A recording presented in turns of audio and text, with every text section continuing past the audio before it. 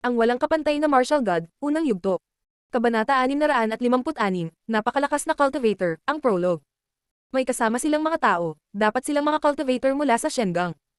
Naisip ng karamihan nang makita nilang mahigit 15 tao ang nasa langit. May mga magagandang babae doon. Ang malalakas na magsasaka ay pumunta sa Shengang at bumalik kasama ang mga batang babae ng Shengang. Sila ay hindi kapanipaniwalang maganda at sila rin ay napakalakas na mga babaeng magsasaka. Iba rin ang itsura ng 15 finalists na parang nagbago. Mukhang malaki ang nakinabang nila sa ekskursyon. Akala ng karamihan. Kumikislap ang mga mata ng 15 finalist. Sila ang pinakamalakas na magsasaka mula sa 13 bansa ng Zuyu. Lahat ay nagtataka kung gaano sila naging malakas ngayong nakinabang sila sa mga kayamanan ni Shengang. Nakakuha sila ng mga susi ng Jade na may mga numero mula sa ikalawang round. Sina Linfang at Tang Yuyu ay nagtapos sa una at pangalawa, ngunit malamang na mahulog sila sa ranggo sa huling round. Boom! Ang lahat ng mga magsasaka ay dumaong sa entablado ng pakikipaglaban habang ang isang hindi kapanipaniwalang chi ay sumugod sa kalangitan. Nararamdaman ng karamihan kung gaano kalakas ang kanilang chi. Naging mas malakas si Linfang. Sa pagkakataong ito, mabigla niya ang lahat. Sa isip ni Hanman, nakatitig kay Linfang mula sa kanyang bronze mask. Ling Xiao, Yu Xiao Xiao. Napakalaking kaluwalhatian para sa inyo, kayo ay napakagandang mga magsasaka. Sa di kalayuan ay isang boses ang gamulong sa langit. Nagulat ang mga tao nang lumingon sila. May isang grupo ng mga tao na kumikislap sa langit. Ang pinuno ay may gintong tsangpaw at mukhang dominanti. May hawak siyang kudyapi at espada, malamang sanay siya sa paggamit ng mga iyon.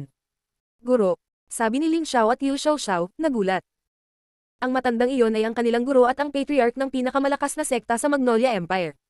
Ang Yun Xiao Sect. Sa Magnolia, ang Yun Xiao Sect ay mas malakas pa kaysa sa Imperial City Clan ng Magnolia. Ginawa rin ng Yun Xiao Sect ang karamihan sa mga mas mahahalagang desisyon sa kanilang bansa. Ang mga tao ay masaya na makita ang guro ni Ling Xiao at Yu Xiao Xiao. Pareho silang kahangahangang cultivator sa Zuyu at sila ang dalawang pinakanamumukuntinjing cultivator ng Magnolia. Dumating na ang kanilang guro kay Mi Chen, kaya dapat talagang pakialam niya ang mga resulta ng Great Competition ng Zuyu. Ang patriarch ng Yun Xiao Sect ay tumanggo sa kanila at sinabing, hindi na kailangang magbayad ng pansin sa iba, tumutok lang at subukang maging pinaka-nakakasilaw. Oo guro. Sabay nilang sabi. Sumali sila sa Great Competition ng Zuyu para manalo. Maaari bang masilaw ang Magnolia kahit saan? Tanong ng malamig na boses. Ang boses na iyon ay nanggaling sa malayo kung saan may lumitaw na itim na ulap sa kalangitan. Napapaligiran ito ng isang napakalaking masamang chi. Nakakatakot chi. Akala ng mga tao, nanginginig sila.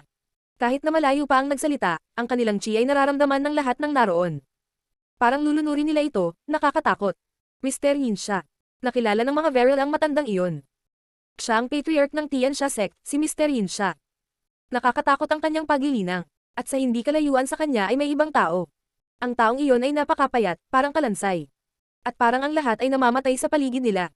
Guro, si Zusha at ang Dead Tree ay parehong sumigaw ng salitang iyon ng sabay.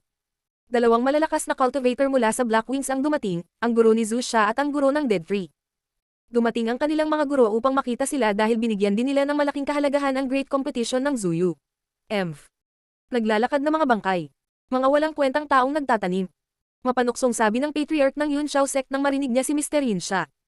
Si Mr. Yin siya ay kakaiba at pinaka-evil.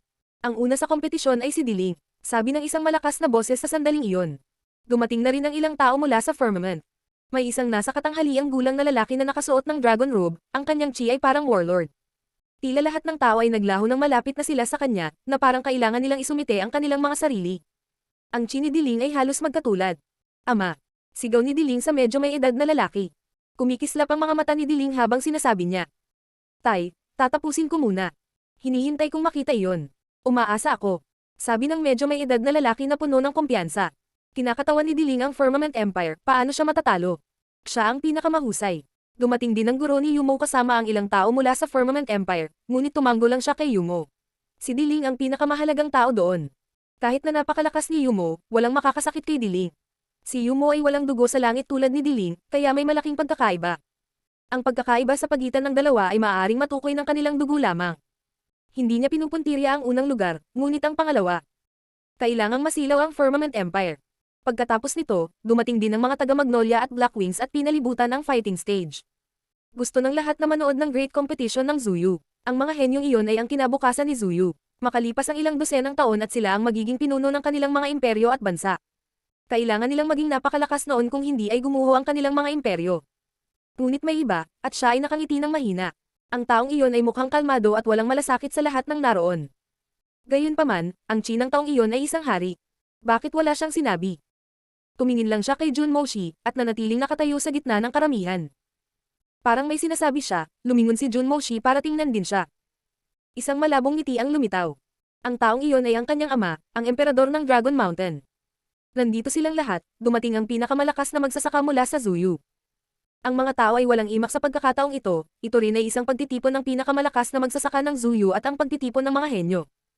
Lahat ay dumating para sa dakilang kompetisyon ng Zuyu. Parang ang kompetisyon ay isang bagay na dapat tandaan. Ang mga tao ay labis na nasasabik sa kanilang mga kamao ay nakakuyom sa mga bola. Pinatunayan talaga nito kung gaano kahalaga ang kompetisyon. Ang lahat ay maaaring panoorin ng hinaharap na mga lider ng Zuyu na mapabuti sa huling round ng kompetisyon. Pagkatapos nito, walang nakakaalam kung ano ang kanilang gagawin upang magpatuloy sa pag-unlad.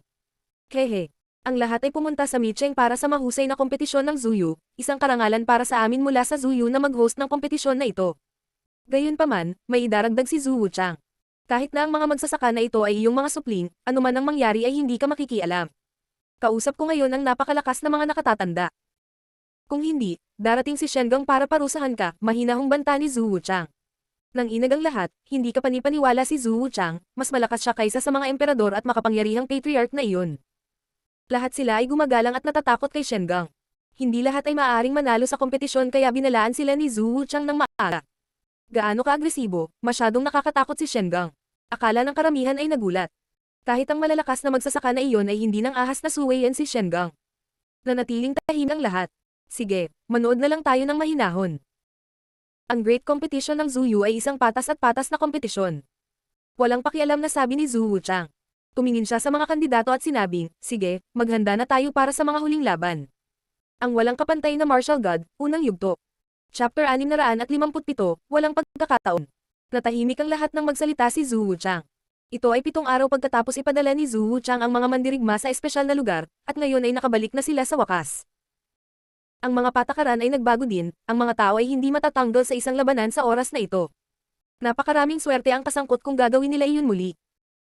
Sinabi niya na ang lahat ay maglalaban-laban upang ang pinakamalakas na manlalaban ay mamumukod Tenji. Hindi pa tapos magsalita si Zhu Wuchang. Sa pagkakataong ito, magsisimula na ang mga huling laban. Lahat ay maglalaban sa isa't isa. Ang bilang ng mga tagumpay ay magdedetermina ng iyong posisyon sa ranggo. Tumanggo ang mga mandirigma. Sa katunayan, ang ganitong uri ng labanan ay lubhang patas.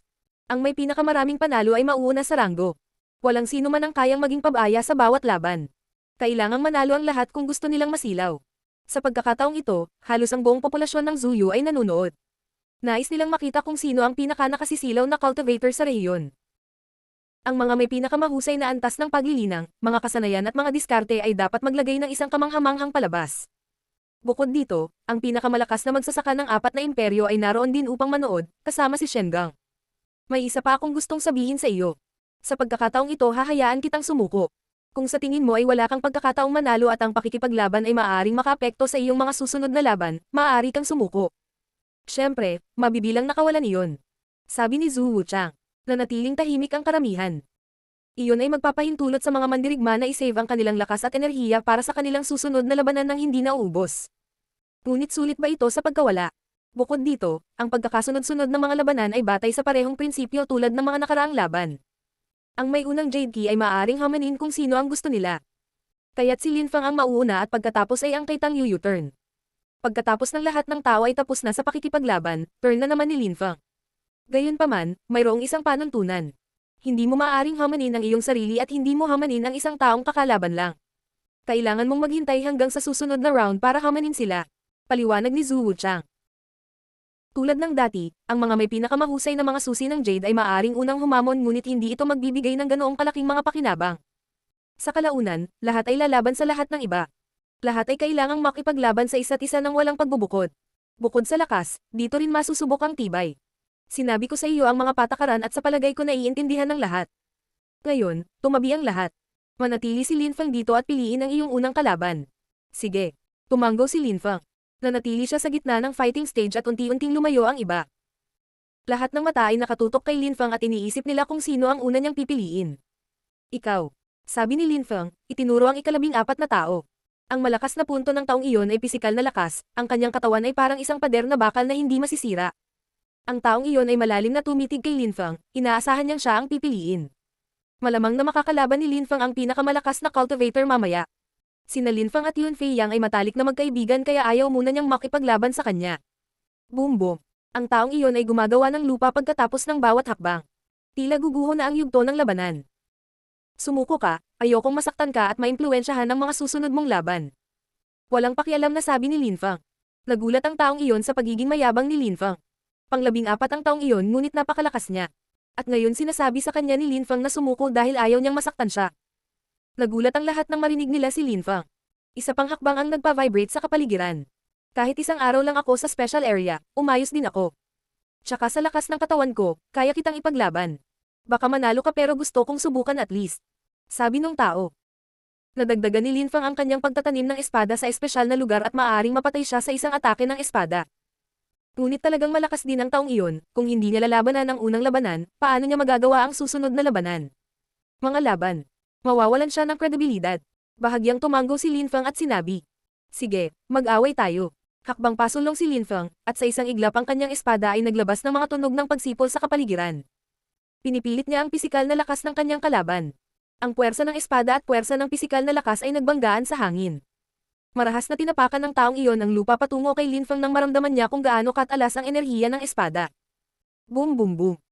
Isang nakakatakot na pisikal na lakas ang yumanig sa buong yugto ng labanan ng marahas. Hindi mananalo ang pisikal na lakas laban sa aking espada. Bulong ni Lin Feng. At pagkatapos ay inilunsad niya ang pasulong. Krr. Krr. Isang nakakatakot na matulis na tunog ang kumalat sa hangin. Tila sasagutin ni Sword Chi ang buong kapaligiran. Ang espada ni Lin Feng ay nagsimulang magmukhang sa isang napakalakas na magsasaka. Sa wakas ay masisira nito ang kapaligiran, ngunit ito ay simula pa lamang. Nakakatakot na espada. Naisip ng karamihan, na nakatingin sa espada ni Lin Feng. 7 araw bago nito, nakita nila kung gaano kakilakilabot ang hindi masisirang gininto ang katawan ni Lin Feng. At pagkatapos ay nakita nila ang nakakatakot na uhaw sa dugo na espada ni Lin Feng. Noon nila napagtanto kung gaano siya katakat. Ngayon, napagtanto nila na ang kakayahan ni Lin Feng sa espada ay tumaas. Ibinigay ni Lin Feng ang pakiramdam na perpektong pinagsama niya ang kanyang espada. Ang kanyang sword intent ay nakakatakot, ito ay mas nakakatakot kaysa sa anumang simpleng human sword fusion. Nakakalaglag pa nga ang kanyang sword intent. Tulad ng inaasahan, sword intent. Nagbuntong hininga ang karamihan. Noong nakaraan ay hindi nila ito naramdaman ng malinaw, ngunit sa pagkakataong ito ang layunin ng espada ay mabangis at matulin. Ang kalaban ni Lin Feng ay mukhang malabo na. Ang espada ni Lin Feng ay naglalagay na ng labis na presyon sa kanyang katawan, at ang layunin ng espada na iyon ay talagang pumutol sa hangin. Ito ay gumagalaw patungo sa kanya at naglalabas ng nakakatakot na mga tunog ng pagsipol, ang kanyang sariling pisikal na lakas na puwersa ay walang pagkakataon. Tulad ng inaasahan, nag-alinlangan ako sa kanyang mga kakayahan noon dahil noong huling beses ay natalo niya ang isang cultivator na kasing lakas ko. Ngunit ang pagsasanay sa unang espesyal na lugar. Natalo na ako ngayon. Naisip ang kalaban ni Lin Feng. Ang kanyang pisikal na lakas puwersa ay gumagalaw pabalik. Tumingin siya kay Lin Feng at sinabi. Nawala ko, natalo siya, hindi niya susubukan at lumaban. Ang nakakatakot na sword energies ni Lin Feng ay agad na nawala. Hindi na niya idiniin pa ang kalaban, ngumiti lang siya at tumango. Tapos, tumabi siya. Pagkatapos panoorin si Lin Feng, ang karamihan ay nagtataka kung ano ang kanyang tunay na lakas. Tila siya ay nakalusot lamang hanggang sa ika-5 Zuan Chi layer ngunit sa kanyang nakakatakot na sword intent ay madali niyang malipol ang mga cultivator ng ika-7 Zuan Chi layer. Marahil ay itinatago niya ang kanyang tunay na antas ng paglilinang. Marahil ay naging mas malakas si Lin Feng. Ang mga tao ay naiinip na makita ang mga susunod na laban ni Lin Feng upang makita kung gaano siya naging malakas. Sino ang makakatalo sa kanya at sa kanyang espada? Pagkatapos ay si Tang Yuyu na. Muli niyang pinili ang Ice Soul Girl. Last time, natalo ka. Hinahamon ulit kita. Sabi ni Tang Yuyu.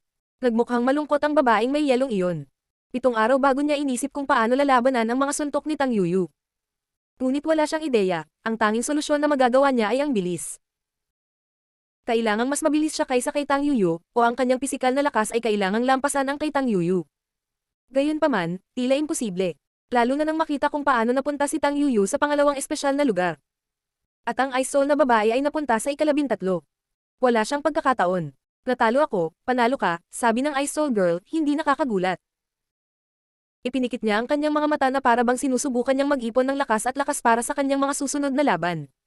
Tumango si Tang Yuyu. Katulad ni Lin Feng, bumalik siya sa kanyang orihinal na posisyon. Sina Lin Feng at Tang Yuyu ay parehong nanalo sa kanilang mga unang laban, kaya may 13 pa. Ang walang kapantay na martial god, unang yugto. Kabanata 658, Kawawang Yumo. Ang ikatlong labanan ay si Diling laban sa ikalabindalawa, at si Diling ay nanalo. Pagkatapos, pinili ni Duan Wu daw si Qing Mengzin at sumuko si Qing Mengzin. Tumingin si Jun Moshi kay Yumo at ngumiti ng walang pakialam. Ang ngiti ni Jun Moshi ay nagpalungkot kay Yumo, muli niya itong pinipili. Sa pagkakataong ito, sigurado akong mananalo ako. Sabi ni Yumo, ang kanyang mga mag-aaral ay mukhang malamig. 7 araw bago niya isinapuso ang lahat. Si Yumo ay isang hindi kapanipaniwalang cultivator, ngunit nakakagulat na natalo siya kay Jun Moshi mula sa Dragon Mountain. Nawalan siya ng mukha. Boom! Isang nakakatakot na puyaw ng tubig ang lumitaw. Walang gaanong kilos, walang salita, tanging puyaw ng tubig na lumabas sa katawan ni Yumo at lumipat patungo kay Jun Moshi. Nakakatakot ang itsura nito. Vital Chi ng katwiran. Sabi ni Jun Moshi habang ang nakakatakot na gininto ang liwanag ay lumabas sa kanyang katawan at bumangon sa hangin. Isang napakalaking chi ng katwiran ang bumagsak sa kalangitan. Isang napakalaking mahalagang enerhiya ng katwiran. Mamatay. Galit na sigaw ni Yumo. Pagkatapos ay sinalakay niya ang kapaligiran gamit ang kanyang mga kamao kay Jun Moshi, na nakatingin lang pabalik kay Yumo. Ang kanyang Vital Chi of Righteousness ay hindi kapanipaniwala, tila walang masamang chi ang makatusok dito. Ang suntok ni Yumo ay nagpabago-bago ng chi ng katwiran, ito ay nakakabaliw sa kalangitan ngayon. Ha? Nagulat si Yumo, paano naging posible iyon? Hindi niya mabutas ang kanyang vital energy ng katwiran. Nakapasok na siya sa pinakatuktok ng ikawalong layer ng Zuan Chi, paano ito magiging mahirap? Ang kanyang mga pupil ay naging itim at puti, ilang mga pattern ng trigram ang lumitaw sa kanyang mga mata pati na rin sa kanyang kamay. Siya ay nagpo-percentage ngunit gustong sirain ang chi ng katwiran ni Jun Moshi. Boom! Boom!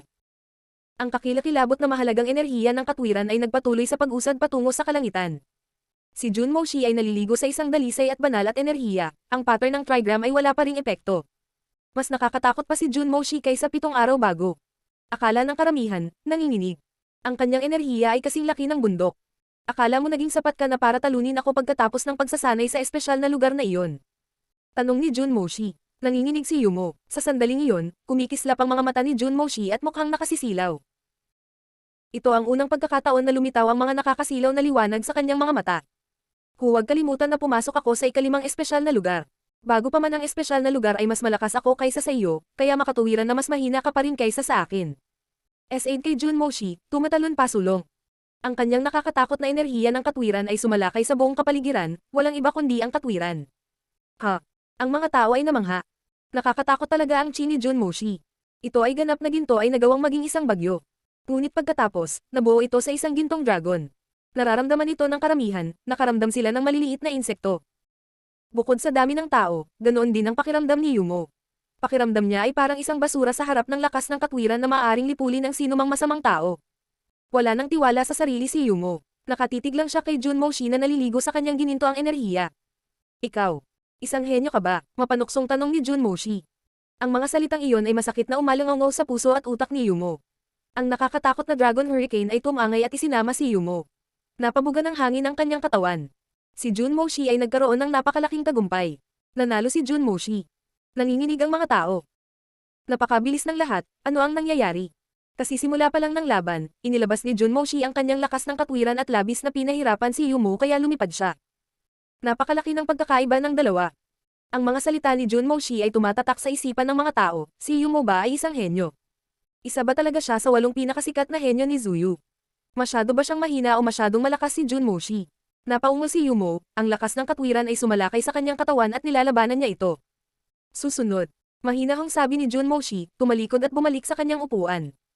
Hindi makapaniwala si Yumo sa narinig. Hindi pa tayo tapos. Sabi ni Yumo, biglang nagmukhang masama. Hindi niya maalis ang tingin kay Jun Moshi. Tama na, sigaw ng isang boses na masakit na umalangaw sa utak ni Yumo. Inangat ni Yumo ang kanyang ulo at nakita ang isang pares ng malamig na mga mata na nakatitig sa kanya. Sinabi ko na sa iyo. Sa landas ng paglilinang, ang iyong puso ay dapat maging kasing matatag ng bundok kung ayaw mong masira ito. Sabi ni Jun Moshi. Nanalo siya. Para sa ika-6 na laban, pinili ni Zhu Xia si Yun Feiyang, tulad ng inaasahan ni Lin Fang. Agad na na-forfeit si Yun Feiyang. Ang ika-7 laban ay kay Yumo ngunit dahil napili na siya at nakalaban na, kailangan niyang maghintay sa susunod na laban. Pinili ni Qi Qingji at Ling Xiao si Kuyao Tong ang Dead Tree. Pareho silang bahagi ng 8 pinakanamumukod tanging disipulo ni Zuyu. Sa pagkakataong ito, hindi nagpakita ng awa si Qi Qingjian. Agad niyang hinugot ang 7 espada na lahat ay naglalaman ng layunin ng espada. Ang patay na puno ay may kamatayan sa kanyang mga mata nang buksan niya ito. Sa isang iglap, ang lahat ay napuno ng isang patay na enerhiya. Ngunit sa hangin, pinutol ng mga espada ni Ling Xiao ang enerhiya. Ang mga malarosas na ulap ay lumitaw mula sa mga espada at sumugod sa kalangitan. Di nagtagal, nawala si Kuyaw Tong. 15 tao lang kaya pagdating sa turn ni Liu Yuqi Liu Xiaoxiao, lahat ay nakipag-away na minsan. Kaya pinili niya ang ika-14 na magsasaka at nanalo. Sa ikalawang round, pinili ni Lin Feng ang Ice Soul Girl. Gamit ang kanyang sword intent ay winasak niya ang Ice Soul ng dalaga. Hindi ma-freeze ang kanyang espada, kaya nanalo muli si Lin Feng. Tang Yu pinili mo ang may silver sword at nanalo rin. Iyon na ang kanilang ikalawang tagumpay. Pagkatapos, pinili ni Diling si Qing Mengzin na agad na nag-forfeit. Pagkatapos, pinili ni Duan Wu daw si Kuyaw Tong. Akala ng lahat ay magiging mapaminsala ang labanan ngunit masyadong marahas at makapangyarihan si Duan Wu daw. Parang hinamak lang niya ang dead tree, kahit na mas bata sa kanya si Duan Wu daw. Nasira niya siya sa isang suntok at nanalo. Si Jun Moshi, sa pagkakataong ito ay pinili si Liu Yuqi Liu Xiaoxiao at nanalo. Pagkatapos, pinili ni Zhu Xia na lumaban kay Ling Xiao. Ang nakamamatay na chi ni Zhu Xia ay bumangga sa espada ni Ling Xiao at nagkaroon ng malaking pagsabog. Gayunpaman, sa huli ay nanalo si Zhu Xia. 2 beses nanalo si Zhu Xia. Pagkatapos, si Yumo na ang pumili. Pinili niya si Yun Fei Yang, siya na lang ang natitira na hindi nakalaban noong round na iyon. Sa kasamaang palad, hindi kita kayang patayin. Masamang sinabi ni Yumo kay Yun Fei Yang. Hindi lang si Lin Feng ang nakasakit sa kanya, pinapakita rin siya ni Jun Moshi bilang isang buffon. Ngayon, gusto niyang mabawi ang mukha sa pamamagitan ng pagdurog kay Yun Fei Yang. Sa kasamaang palad si Yun Fei Yang ay malamang na agad na mawawala at tatangjing lumaban. Bakit nakatayo ka pa dyan? Tumalon si Yun Fei Yang pasulong at lumingon kay Yumo. Parang walang pakialam. Nagulat si Yumo. Si Yun Fei Yang ay makikipaglaban. Na-forfeit si Yun Fei Yang nang hamanin siya ni Zhu Xia. Na-forfeit din niya laban kay Kuyaw Tong ang dead tree. Ngunit sa harap ni Yumo, lalaban siya. Bakit? Si Yumo ay mukhang malungkot, ngunit pagkatapos ay napagtanto niya kung ano ang nangyayari. Gusto niyang ipahiya si Yun Fei Yang, at alam iyon ng huli. Kaya sa pagtanggap sa hamon, pinahiya niya si Yumo. Hindi ka sumusuko. Tanong ni Yumo. Hindi siya pinansin ni Yun Fei Yang at agad na tumalon pasulong. Sa isang iglap, isang dambuhalang tunog ang kumalat sa hangin. Naging mabigat ang puwersa ng earth at langit, hinatak ni Yumo ang isang mahabang mukha. Hindi lang mawawala si Yun Fei Yang kundi agad siyang nag-offensive. Mamatay. Sa pagkakataong ito, nagalit si Yumo. Ang mga nakakatakot na trigram ay lumitaw. Walang pag-aalinlangan ang kanyang maladugo na 8 trigram na nakapalibot sa katawan ni Yun Fei Yang. Ang walang kapantay na martial god, unang yugto. Kabanata 659, Blood Red Sword. Tinanong mo ako na mag-forfeit. Magtataka talaga ako kung paano mo balak ay bakyon. At least, kaya mo akong one-shot kung malakas ka para tanungin ako niyan. Sabi ni Yun Fei Yang na may malamig na ngiti. Tumalon siya at kumalat sa hangin ang nakakatakot na mga dagandong. Pinakondense niya ang puwersa ng earth langit. Muli, hinihiram niya ang lakas ng planeta na bumabalot sa 8 pulang trigram. Dahil ayaw mong ma-forfeit, tuturuan kita ng leksyon. Malamig na sabi ni Yumo. Ang 8 trigram ay mukhang mas nakakatakot. At pagkatapos ay sumigaw si Yumo ng galit na galit. Mamatay. Ang 8 trigram ay gumagalaw ng magulo sa himpapawid. Isang itim at puting kulay pagkatapos ay bumangon at lumipat patungo kay Yun Fei Yang. Sa pagkakataong ito, ginagamit ni Yumo ang kanyang buong lakas. Parang gusto niyang patayin si Yun Fei Yang. Nais niyang mabawi ang kanyang kasikatan. Akin ang puwersa ng earth at langit. Ang isang malakas na puwersa ay maaaring lipulin ng anumang bagay. Galit na sigaw ni Yun Fei Yang. Ang pure chi ay naglalabas ng mga sipol sa hangin habang nagsimulang tumakbo si Yun Fei Yang. Boom boom boom. Ang lupa ay nanginginig ng marahas, lumitaw ang ilang mga bitak. Ang puwersa ng earth at langit ay napakalakas. Ang chi at puwersa ni Yun Fei Yang ay walang hanggan at pagkatapos ay naging isang airstream na umiikot ng mabilis. Sama-sama siya sa lupa. Ikapitong Zuan Chi Layer. Ang mga tao ay namangha, labis na nagulat. Si Yun Fei Yang ay nakalusot sa ikapitong Zuan Chi Layer. Itinago niya ang kanyang tunay na lakas. Bukod sa kanyang nakakatakot na puwersa ng earth at langit, nakalusot din siya sa pinakatoktok ng ikapitong Zuan Chi Layer. Ang lalaking iyon. Siya ay may hindi kapani-paniwalang nakakatakot na pamamaraan. At higit pa doon, nagawa niyang itago ang kanyang lakas sa amin. Sa isip ni Lin Feng, nakangiti. Sina Yun Fei Yang at Lin Feng ay magkapareho, pareho nilang itinatago ang kanilang tunay na antas ng pagilinang. Nagulat si Yumo, mukha pa siyang masungit. Hindi nakakagulat na tinanggap ni Yun Fei Yang ang hamon. Hindi man lang siya natakot dahil tinago niya ang tunay niyang lakas. Ikapitong Zuan Chi Layer o hindi, papatayin pa rin kita. Malamig na kinutya si Yumo. Isang nakakatakot na espiritu na si Chi ang lumitaw at biglang gamulong sa kapaligiran. Ang kanyang 8 trigram spirit ay mukhang nakakatakot. Sa mga mata ni Yumo, lahat ay itim at puti. At pula ng dugo. 8 trigram, kabuo ang paglipol. Ipinikit ni Yumo ang kanyang mga mata at maraming trigram ang lumitaw. Pagkatapos ay lumipat sila patungo kay Yunfei Yang ng buong bilis. Si Yunfei Yang ay napapaligiran ng 8 trigram, ang kanyang dalisay na chi ay kinakain. Boom boom boom boom. Nakakabaliw na nanginginig ang lupa. Sa pagkakataong ito, si Yunfei Yang ay nagpatuloy sa pagtakbo at ang puwersa ng earth at langit ay umaapi sa katawan ni Yumo. Pagkatapos ay ibinaon niya ang lahat ng puwersa na maaari niyang gawin kay Yumo na lumikha ng matinding pressure.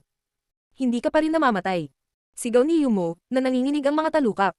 Black and white pa rin ang mundo niya. Siya ay nagmamanyobra sa kanyang mga trigram pabalik upang harangan ang daan ni Yunfei Yang. Ngayon ay gusto niyang patayin si Yunfei Yang higit sa lahat. Kumunat ang noo ni Linfang. Sa pagkakataong ito ay ginagamit ni Yumo ang kanyang buong lakas, gusto niyang patayin si Yunfei Yang. At para sa huli, ang sitwasyon ay tila mapanganib. Boom boom. Ngunit ang tunog ng mga hakbang ni Yunfei Yang ay kumakalat sa hangin. Dumating si Yunfei Yang sa harap ni Yumo at nag-condense ng napakalaking puwersa para apihin si Yumo. Tila madudurog si Yumo sa ilalim ng pressure. Mamatay. Mamatay. Sabay na sigaw nilang dalawa, ang puso nila ay parehong napuno ng murderer intent. Boom. Isang nakakatakot na puwersa ang marahas na bumagsak sa katawan ni Yumo. Kahit na mas malakas si Yumo kaysa kay Yunfei Yang, napaatras si Yumo at tumalsik ang kanyang dugo. Siya ay nasugatan. Nag-condense si Yunfei Yang ng sobrang lakas kaya nasugatan niya si Yumo. Hindi makapaniwala ang karamihan, hindi nila akalain na ganoon kalakas si Yunfei Yang. Mamamatay ka. Parang baliw na sigaw ni Yumo. May mga trigram sa katawan ni Yunfei Yang at mayroon pa ring ilan si Yumo sa kanyang sariling katawan. Si Yunfei Yang ay inapinan ng mga trigram kaya nagkaroon pa rin ng pag-asa si Yumo. Suko na ako. Sabi ni Yunfei Yang na umaatras. Nasugatan niya si Yumo ngunit na forfeit pa rin. Sapat na para sa kanya. Mamamatay ka, mawalan ka man o hindi. Mamamatay ka ngayon. Sabi ni Yumo na mukhang may sakit. Umaagos ang dugo sa kanyang bibig, na nagmumukha siyang nagmamay-ari. Nilamon ng kanyang nakakatakot na trigram ang dalisay na chi ni Yunfei Yang at binalot siya. Sumuko na si Yunfei Yang pero gusto pa rin siyang patayin ni Yumo. Ang mga tao ay nanginginig, si Yumo ay talagang galit na galit. Nabaliw na siya. Natalo siya sa kanyang unang labanan laban kay Junmo Shi at pagkatapos ay nasugatan ni Yunfei Yang sa ikalawa. Sobra lang iyon para sa kanya. Nakalimutan ni Yumo ang tungkol sa mga patakaran ng kompetisyon at nabaliw. Mamatay. Si Yumo ay nag-iisip, kailangan niyang patayin si Yunfei Yang. Ang mukha ni Yunfei Yang ay lubhang nagbago. Akala niya magiging ligtas siya pagkatapos niyang ma-forfeit. Ngunit pagkatapos ay lumitaw ang isang nakakatakot na uno sa entablado ng pakikipaglaban. Isang pulang ilaw ng dugo ang lumitaw. Nakita lamang ng mga tao ang isang pulang dugo na lumulubog na araw. Natigilan ang karamihan. Hindi nila masabi kung ano ang nangyayari o kung ano ang pulang dugong iyon. Parang may silhouette na lumalabas. Grr. Isang banayad na tunog ang kumalat sa hangin na hindi naman malakas. Tila may mga pakpak na lumitaw sa papalubog na araw na iyon. Nakasilaw ito habang tumatawid sa kalangitan. Bastos ka, galit na sigaw ni Yumo. Pagkatapos ay sinuntok niya ang kapaligiran ng nakakatakot na lakas. Ilang mga tunog pa ang narinig at isang mahinang pulang ilaw ng dugo ang makikita. Parang unti-unting naputol ang lakas ng kamay niya. Sa isang iglap, nagkapira-piraso ang manggas ni Yumo at bumulwak ang dugo mula sa kanyang kamay. Biglang naramdaman ni Yumo ang nakakatakot na sakit sa kanyang braso. Nilamon ng dugong pulang ilaw na iyon ang buong braso niya. Kasabay nito, ang kanyang katawan ay nakaproject din patalikod. Place rate. Ang isa pang dugong pulang ilaw ay kumalat sa hangin at ito ay sadyang nakakatakot. Naglabas si Yumo ng nakakatakot na pisikal na lakas para putulin ang pulang ilaw ng dugo sa dalawa. Sa sandaling nawala ang liwanag ay kitang-kita ng mga tao ang nangyayari. Sa entablado ng labanan, lumitaw ang isang silweta sa puting damit. Ang taong iyon ay mukhang payat at bulagsak. Sa kanyang kamay ay isang dugong pulang espada na mukhang nakasisilaw at uhaw sa dugo. Linfang. Hindi napigilan ng karamihan. Nakakagulat na nasangkot si Linfang. Nakakakilabot ang dugo niyang espada. Ngayon ang manggas ni Yumo ay tinadtad at ang dugo ay bumubulwak kung saan-saan.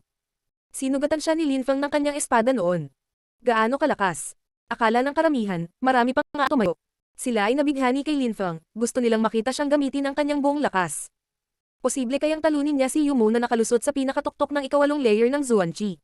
Si Yumo ay mukhang malamig at tinitigan pabalik si Linfang. Siya ay nasugatan muli. Siya ay nasugatan ni Yunfei Yang at ngayon ni Linfang. Isang taong itinuturing niyang insekto.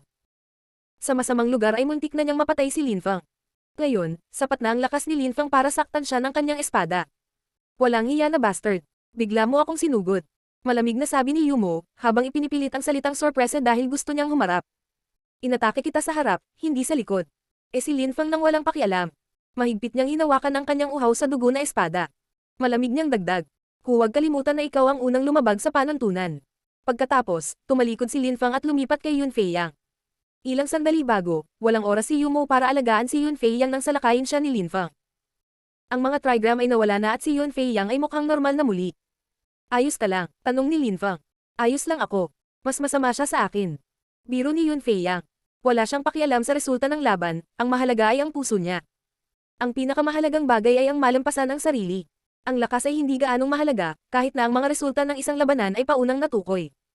Kapag natukoy na ang katawan at isipan, hindi na sila maimpluwensyahan ng gayong mga pangangatwiran. Ang pinakamahalagang bagay sa kanya ay ang maging mas mahusay, at iyon ay sapat na. Inatake ni Yun Fei Yang si Yumo at nasugatan siya. Ganyan talaga, nakakasakit ng ibang tao. Dahil mas nasaktan ako kaysa sa iyo, gusto mo bang ipagpatuloy ang laban? Madilim na tanong ni Yumo, na nakatitig kay Yun Fei Yang. Hindi na kailangan. Na-forfeit ako. Kalmadong sagot ni Yun Fei Yang. Wala siyang pakialam. Magpatuloy. Sabi ni Lin Fang. Itinaas niya ang kanyang ulo at tumingin kay Zhu Wuchang, pagkatapos ay nagtanong. Mister, tapos na ang second round. It's my turn naman kaya pwede ko ba siyang hamanin? Itinuro ni Lin Fang si Yumo. Natahimik ang mga tao. Gusto ni Lin Fang na hamanin si Yumo para sa ikatlong round. Ang walang kapantay na martial god, unang yugto. Kabanata 660, isang espada na sumisira sa atmosfera. Hinahamon ni Lin Fang si Yumo. Kumikislap ang mga mata ni Zhu Wuchang. Nanatili siyang tahimik ngunit tumingin kay Yumo at sinabing, nauna siyang lumabag sa rules. Kahit na isa pang round ay hindi magandang makipaglaban ng 2 beses na sunod-sunod. Ngunit kung handang lumaban si Yumo, wala akong pagtutol. Napatingin ang mga tao kay Yumo pagkatapos nilang marinig si Zhu Wuchang. Tatanggapin ba niya kahit nasaktan siya? Hindi alam ni Yumo kung ano ang sasabihin habang nakatingin kay Lin Fang. Nakuha ni Lin Fang ang unang Jade Key kaya walang pagkakataon si Yumo na hamanin siya noon. Noon pa man ay iniisip niya na siya na ang huling taong napagpasyahan ni Lin Fang na hamanin, ngunit inaabangan niya ang laban na iyon. Sa simula pa lang, gusto na niyang patayin si Lin Fang. Gayunpaman, hindi inaasahan ni Yumo na hahamunin siya ni Lin Fang sa ikatlong round ng mga huling laban. Malamig na tinitigan ni Yumo si Lin Fang. Naisip niya na ang espada ni Lin Fang ay napakalakas, kaya pa niyang gumamit ng sword intent. At may pagkakaiba pa rin ng 3 cultivation layer sa pagitan nila, kaya ba talaga siyang makipagkompetensya ni Lin Fang? Nagpa siya si Yumo na imposible. Hinahamon siya ni Lin Fang at mamamatay siya dahil dito. Siyempre pumayag ako, bakit hindi? Sabi ni Yumo, nakatingin sa dugo sa braso niya. Ang kanyang mga pupils ay mukhang malamig na katulad ng dati. Mamamatay na si Lin Fang. Mas gusto ni Lin Fang na patayin si Yumo nang makita niya ito. Sa masamang lugar, si Lin Fang ay mas mahina kaysa kay Yumo ngunit ngayon. Sumulyap si Lin Fang kay Yun Fei Yang at ngumiti. Bumalik ka, akin siya. Nang makita ni Yun Fei Yang kung gaano tiwala si Lin Fang, ngumiti siya at sinabing, sige, kung kaya mo siyang patayin huwag ka nang maawa. Siyempre, sabi ni Lin Fang na tumatango. Gustong patayin ni Yumo si Lin Fang, bakit magpapakita ng awa si Lin Fang? Nakipagkamay si Lin Fang at may lumabas na tableta. Tumingin siya kay Yumo at sinabing, ang tableta na iyon ay magpapagaling sa lahat ng iyong mga pinsala. Ibinato niya ang tableta kay Yumo. Inunat ni Yumo ang kanyang kamay at sinalo ang tableta. Hindi siya nakaimik, binibigyan siya ni Lin Fang ng tableta para gumaling. Ang mga tao ay nataranta rin, si Lin Fang ay ganoon katiwala. Huwag kang mag-alala, ang pil na iyon ay totoo. Kasama si Mr. Zhu Wuchang at lahat ng pinakamalakas na magsasaka ng Zuyu dito, paano kung maiisip na lasunin ka? Kunin mo, kung mamatay ka, ipaghihiganti ka ng mga tao. Kung nagawa mo akong patayin, mamamatay din ako ng walang pagsisisi. Sige, napakabuti. Sabi ni Yumo na may malangiti. Nilunok niya ang tableta at isang masarap na pakiramdam ang sumalakay sa kanyang katawan. Gaya ng inaasahan, agad na gumaling ang kanyang mga sugat na dulot ni Yun Fei Yang at Lin Fang. Maging ang kanyang mga pisikal na sugat ay nawala, at ang kanyang dalisay na chi ay mas malakas kaysa dati. Ngayon, mag-away tayo. Walang pakialam na sabi ni Lin Fang. Mukhang naiinip ang karamihan. Gusto nilang makita ang laban na iyon. Lalaban na ni Lin Fang ang isa sa 8 pinakakilalang disipulo ni Zuyu. Si Lin Fang ba ay magiging isa sa 8 pinakanamumukod tanging disipulo ni Zuyu? Bukod pa rito, lalaban na ni Lin Fang ang isang napakalakas. Yumo, matagal na kitang gustong patayin, ngayon ikaw na mismo ang nagmamakaawa. Humajijak si Yumo, tumalon siya pasulong at pinahirapan si Lin Fang gamit ang kanyang pinakamataas na kapangyarihan sa ika-8 layer ng Zuanqi. Sa tingin mo ba napakalakas mo dahil nagagamit mo ang ilang layunin ng espada? Mayroong malaking pagkakaiba sa pagitan ng antas ng iyong pagilinang at sa akin. Hindi ka talaga makakalaban sa akin. Sabi ni Yumo, hindi niya agad ginamit ang kanyang 8 trigram tulad ng ginawa niya laban kay Yun Fei Yang. Sa halip ay sinubukan niya ang kanyang nakakatakot na puwersa. Talagang malaki ang pagkakaiba. Gayunpaman, sa lakas ng ika-5 Zuanqi layer ay madali kong mapatay ang mga tao sa ika-7 Zuanqi layer. Kung ako ay nasa ika-6 na Zuan Qi layer, hindi ba ako magiging mas malakas? Malamig na tanong ni Lin Feng. Nakangiti siya ng matangkad. Pagkatapos noon, gumawa si Lin Feng ng isang hakbang pasulong at naglabas ng nakakatakot na sword energy. Ang dalisay na chi ni Lin Feng ay umiikot sa kanyang katawan ng buong bilis. Ika-6 na Zuan Qi layer. Biglang ang chi ni Lin Feng ay nasa ika-6 na layer ng Zuan Qi, hindi sa ika-5. Nakakagulat, itinago niya ang kanyang lakas at hindi ito nakita ni Yumo. Sa totoo lang, walang tao. Si Lin Feng ay nag-aral ng isang kahangahangang lihim na kasanayan. Paano kung nakapasok ka sa ika-6 na layer ng Zuan Qi? Malaki ang pagkakaiba sa pagitan ng bawat cultivation layer sa Zuan Qi layer. Ang pagkakaiba sa pagitan ng cultivator sa ika-6 na Zuan Qi layer at isang cultivator ng ika-8 Zuan Qi layer ay masyadong malaki. At saka, wala ako sa ika-7 Zuan Qi layer, nasa pinakatuktok ako ng ika-8 Zuan Qi layer. Hindi ako natatakot sa iyo, maaari ka lamang mamatay. Matapos manatiling tahimik ng ilang sandali, muling sinabi ni Yumo ang mga salitang iyon. Binyantaan niya si Lin Feng. Ganoon ba, tinulungan si Lin Feng ng malamig na ngiti. Muli siyang tumalon pasulong at naglabas ng nakakatakot na purong chi na bumagsak sa kalangitan. Nanginginig ang mga tao. Paano naging posible iyon? Nagulat ang karamihan sa kanyang susunod na hakbang, naglabas si Lin Feng ng enerhiya at puwersa na katumbas ng ika-7 Zuan Qi layer. Paano nakalusot si Lin Feng sa ika-7 Zuan Qi layer? Dahil kaya sa mga Red Along natanggap niya sa special area. Kahit na ang mga espesyal na lugar ay hindi kapani-paniwalang mga lugar, ang iba ay hindi nakalusot sa mas matataas na cultivation layer na ganoon. Paano kaya nasira ni Lin Feng ang dalawang magkasunod na cultivation layer? Lalong hindi nakaimik ang mga sumama sa kanya sa Shengang. Alam nila kung gaano hindi kapani-paniwala ang mga espesyal na lugar ngunit imposible para kay Lin Feng na masira ang dalawang cultivation layer ng magkasunod. Imposible talaga. Lalo na sa 7 araw. Itinago ba ni Lin Feng ang kanyang cultivation level dati? Imposible iyon. Lahat ng tao ay nagtataka kung paano ito naging posible. Ngayon, tiwala ka na ba gaya ng dati? Tanong ni Lin Feng, hawak-hawak niya ang kanyang uhaw sa dugo na espada. Ang nakakatakot na mga tunog ng pagsipol ay kumakalat sa kapaligiran. Ang kanyang sword intent ay nakapalibot kay Yumo. Ang uhaw sa dugo na espada ni Lin Feng ay maaaring tumagos sa buong kapaligiran. Mamatay. Nagsimulang sumayaw ang uhaw sa dugo na espada ni Lin Feng, kumikilos ito sa hindi maisip na bilis. Isang dugong pulang ilaw ang bumaril patungo kay Yumo. Pumunta ka, galit na sigaw ni Yumo. Kinamayan niya ang kanyang kamay at isang nakakatakot na lakas ang lumipat patungo sa pulang ilaw ni Lin Feng. Kumalat ang ilang mga tunog na humihigop habang tinatanggal ng espada ni Lin Feng ang pisikal na lakas na iyon. Ito ay masyadong matalim. Mamatay. Sigaw ng isang malamig na boses. Natigilan si Yumo, itinaas niya ang kanyang ulo at napansin na muli siyang inaatake ni Lin Feng. Ang pulang ilaw ng kanyang espada ay mukhang nakakatakot. 8 trigrams. Walang tigil na sigaw ni Yumo. Masyadong mabilis ang espada ni Lin Feng, ang mga refleksyon dito ay parang mga shooting star. Si Yumo ay walang kahit isang segundo para huminga. Ang 8 trigram ay mabilis na gumalaw sa hangin at pagkatapos ay ang pulang dugong ilaw ng espada ay sumasalamin sa kanila. Gusto ni Yumo na patayin si Lin Feng tulad ng sinubukan niyang patayin si Yun Feiyang. Sa mahalagang sandali na ito, nagpa siya si Lin Feng na ipikit ang kanyang mga mata. Ang kanyang katawan at isip ay nasa perpektong pagkakatugma. Ang kanyang katawan ay ganap na naaayon sa kanyang lakas, sa kanyang espada, sa lupa at langit. Krr. Krr.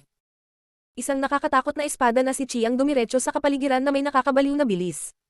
Ang mga nasa karamihang hindi pa nakatayo ay mabilis at nagsimulang manginig. Masyadong mabilis ang espadang iyon. Isang dugong pulang ilaw ang sumalakay sa buong arena. Tila naliligo sa dagat ng dugo ang buong karamihan. Parang umuulan pa ng dugo.